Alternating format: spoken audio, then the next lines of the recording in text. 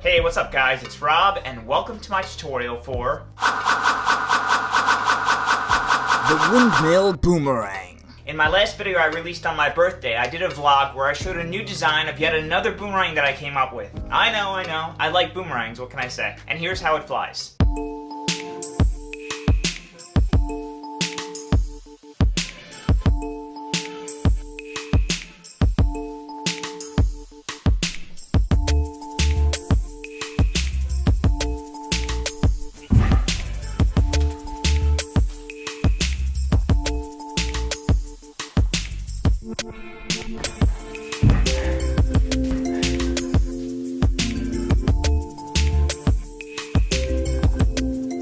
Thank you all so much for the birthday wishes and comments on the last video. I actually got a jet ski for my birthday that you can see on my Instagram, and I've been out a lot, which is why I got this tan. The boomerang is actually based off the windmill or pinwheel, just like the Ninja TriStar boomerang was, and today I'm going to show you how to make it. It's actually one of the simpler designs I've done for the boomerang, and it just requires one sheet of printer paper like this. I don't recommend you try origami paper because it's a little bit too thin and doesn't fly as well. I know boomerangs can be somewhat challenging to get working, so I'm going to do my best to go into detail and explain how to throw it at the end, so be sure to pay close attention. It flies really well, but I would recommend making more than one, that way you could test out different models because some will fly better than others, and also practice how to throw it and you'll be a pro in no time. If you do enjoy the video, be sure to give it a thumbs up down below and also click that subscribe and notification bell to stay notified. So once you have the paper, let's get to it. I'm going to first make the paper into a square by taking the upper right corner and the top edge and aligning it with the left side, just like this.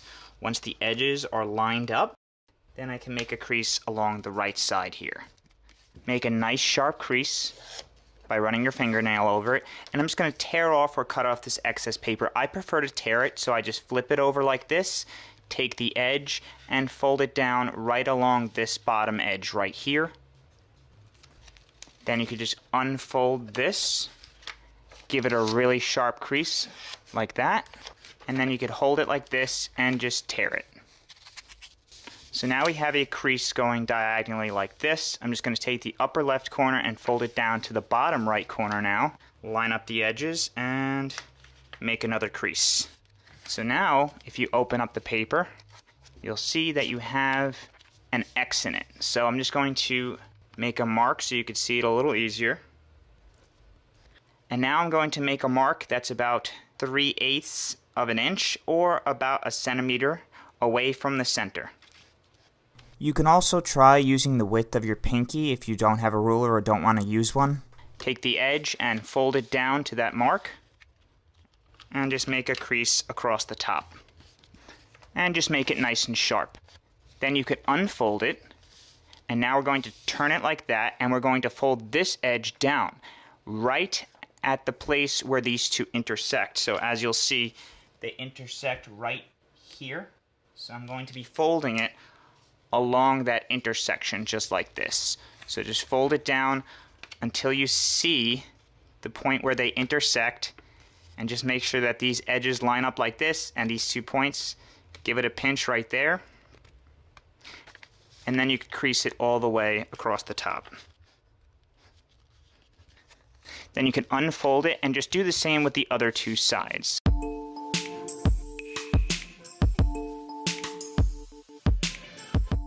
Then you can unfold it, and we're just going to pinch all of the corners like this. And we're going to press these two edges here all the way down to the center. So once they're all the way down to the center, then we could fold this whole edge straight down like that. So as you'll see, we made this new fold right here. Then you could turn it like this, and we're just going to do the same here. Pinch the bottom right corner and bring the bottom and right edges straight down, and bring the corner down, and continue to do that for the rest of them. Then you could press everything into the middle like this, and you'll see we've created the windmill base, except it has a square in the middle here. They should each be the same distance away from the middle.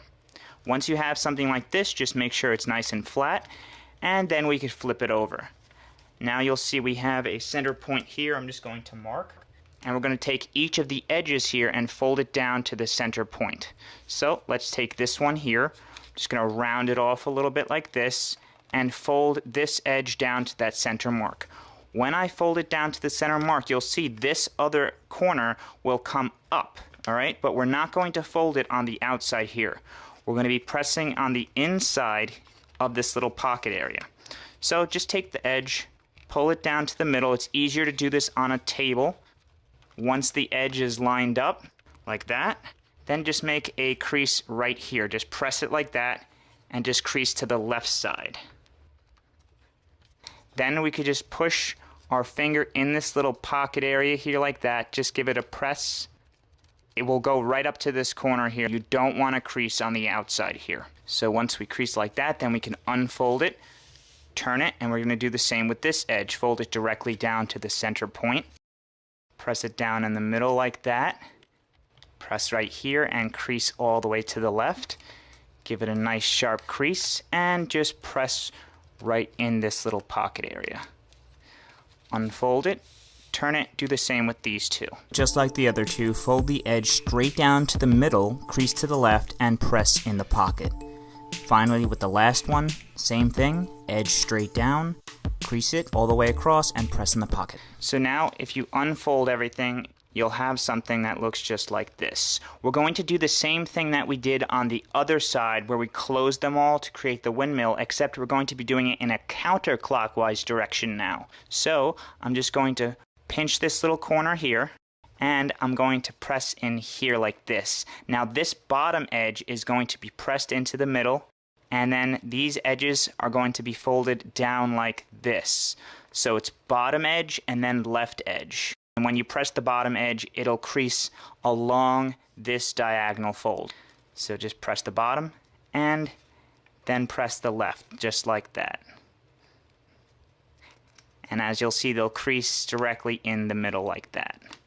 Then you could just press it down, and we've made this new fold right here. Do the same with the other three.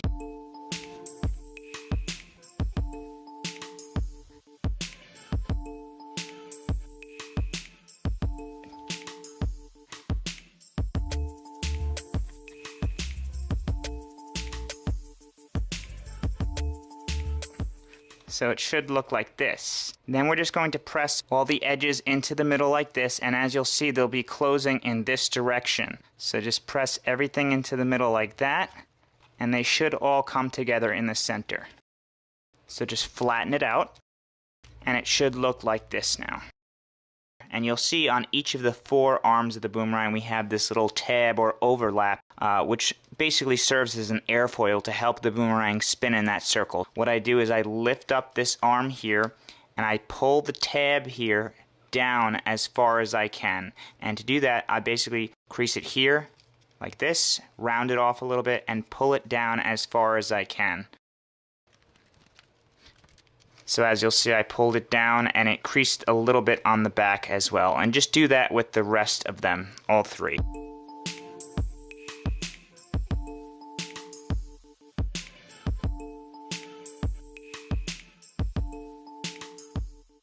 And now what I'm going to do is just flip it over and once again flatten it out now with those flaps folded over. Once I've flattened it out really well, I'm just going to go over these little flaps here with my fingernail really sharp. And now we're ready to throw it. To throw the boomerang, we're going to make sure that we're holding all four of these flaps facing the left side. Also, make sure that these tips are not bent downwards towards the flaps like this. You can actually take your finger and just round them up, holding the flaps facing down, and just round them up like that slightly, and that'll actually help it stabilize and hover a little bit. So make sure that these little flaps are not tucked under the arm here like that, but they're actually over it. Otherwise it will not be aerodynamic and will not fly well. Then you're going to take it with the flaps facing to the left, hold your pointer and middle finger like this, and put it in between them like that, holding it right around the end of the flap. Then you're going to take your hand, curl your wrist, and you're going to flick it out like that, up at like a 20 or 30 degree angle, giving it a really nice spin. Don't hold it flat like this and throw it out because it'll actually flip upside down and won't come back properly. So you're going to try to throw it vertically and flick your wrist out.